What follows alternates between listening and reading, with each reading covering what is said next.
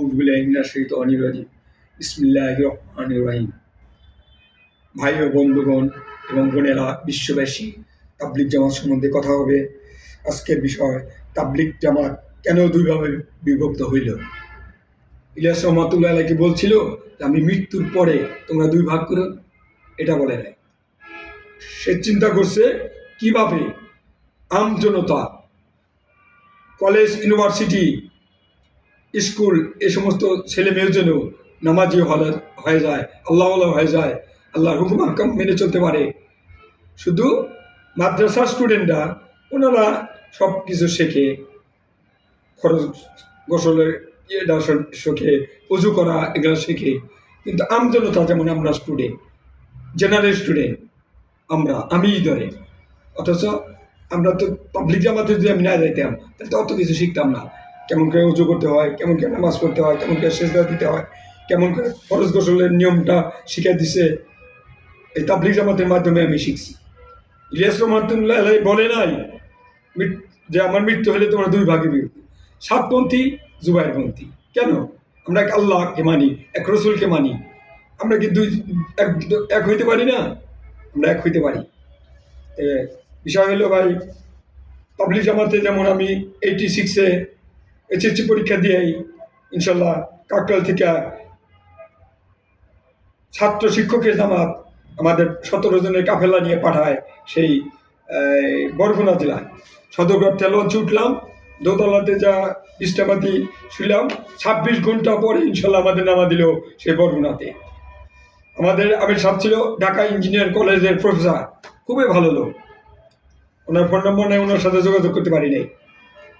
এবং বরগুনাতে ইঞ্জিনিয়ার কলেজের ইঞ্জিনিয়ার ছিল, হেংলা করে লোকটা, সুন্দর কিনা দাঁড়িয়ে ছিল, উনি ওই এলাকার আমির সাহেব ছিল তাবলিগের। খুবই আমাদেরকে আদর স্নেহ, মেহমানদারি, পাকশাক করে রাখা হয়তো রমজান মাস। আর ওখানে কলা সস্তা খাইছি 86 সালে, 1 টাকার কলা 6 টাকা করে, আমি খুব খাইতাম। ইফতার করে যা দোকানে যা 1 টাকা দিতাম, 6টা কলা দিত, খাইতাম।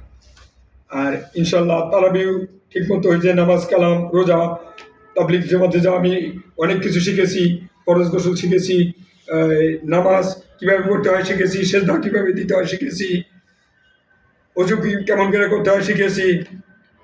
কত সুন্দর তাবলিগ জামাত। এটা যে দুই ভাগে বিভক্ত হয়েছে, আশ্চর্য। এটা খুবই দুঃখজনক ঘটনা। আমরা যদি মানুষকে বলি যে আসেন ভাই তাবলিগে একটু কথাবার্তা হবে, তারা বলে কেন দুই ভাগ তোমরা হয়ে গেছো, সাতপন্থী, জুবাইরপন্থী, তুমি কোন পন্থী? হ্যাঁ, এই কথা শুনে আমাদের আর তাদেরকে আনা হয় না, তারা আসে না। আল্লাহ রাব্বুল আলামিন তো বলছে ওই ব্যক্তি সে কে ভালো হইতে পারে যে মানুষকে আল্লাহর পথে রাখে। হ্যাঁ, কত সুন্দর কথা।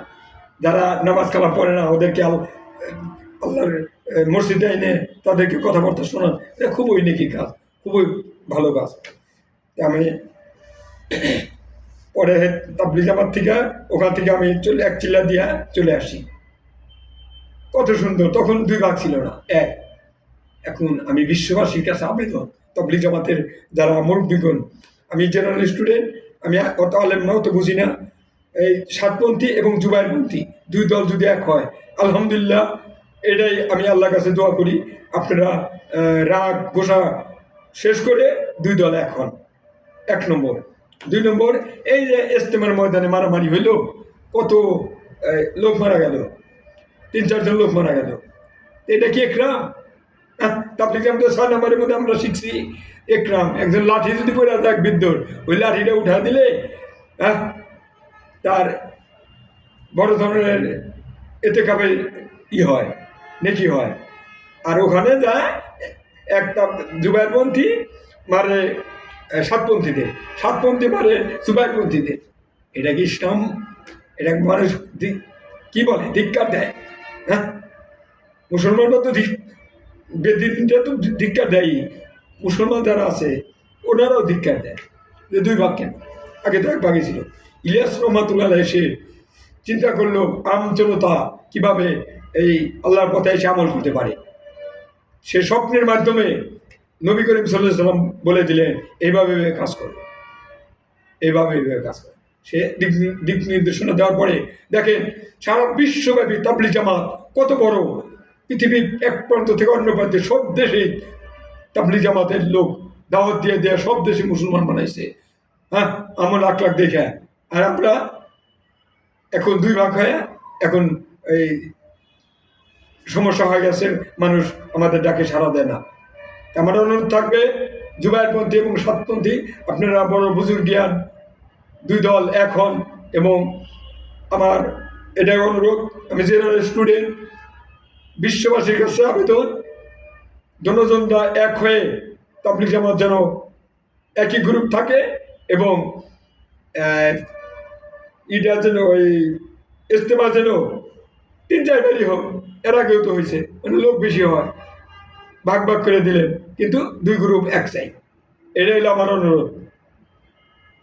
এই বলে আমি আমার কথা শেষ করছি। আর একটা কথা, সেটা হইল ইলিয়াস রহমাতুল্লাহ যেভাবে তাবলিগ জামাত পরিচালনা করছে, আমজনতা সাধারণ পাবলিক সবাইকে নিয়ে ফিকির করে চিন্তা ভাবনা করে আল্লাহর রাস্তায় আনছে, ওইভাবেই যেন সবাই মেহনত করে যেন ওইভাবেই মানুষকে ডাইকা হাত পায়ে ধরে মসজিদে যারা নামাজ কালাম যেন পড়ে, কোরআন শরীফ যেন পড়ে, এটাই হলো আমার অনুরোধ। আর একটা অনুরোধ, কথাবার্তার মধ্যে ভুল ত্রুটি হয়ে থাকলে আমাকে মাফ করবেন। আর ওই তাবলিগ জামাতের 17 জনের কাফেলা ছিল, বরগুনাতে গেছিলাম, যদি কারোই থাকে আমার এই নাম্বারে মেসেঞ্জার অথবা ফেসবুকে কথা বলতে পারেন। আর কথা বলতে ভুল